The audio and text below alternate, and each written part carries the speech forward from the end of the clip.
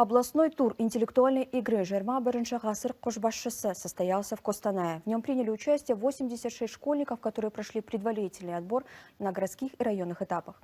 По результатам регионального тестирования уже определили 5 победителей, которые представят область на республиканском уровне. Из Джангильдинского района на областной этап интеллектуальной игры приехали 4 ученика. Школьники хотят повторить прошлогодний успех. Тогда одну из путевок на республиканский тур выиграл 11-классник из отдаленного села. Одно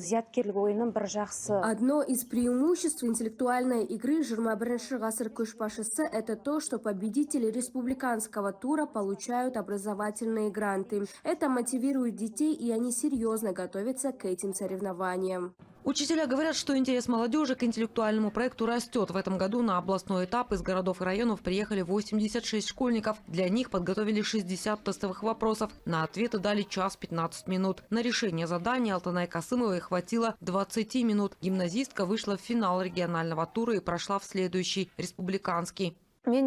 Мое основное направление в учебе – физика-математика. Еще я призер областной олимпиады по истории. Поэтому тестовые вопросы для меня были несложными. Теперь поеду в Алматы для участия в финальном этапе конкурса.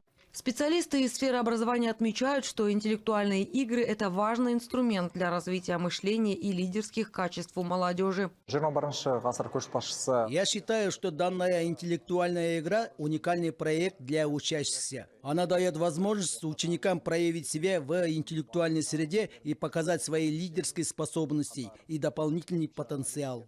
Всего же по итогам областного тура путевки на республиканский получили 5 школьников региона. Теперь они будут бороться за победу в финале интеллектуального конкурса, организованного Министерством просвещения и агентством «Хабар». Наталья Строкова, Сергей Трахтенберг, Сергей Хамин, Костанай, Хабар.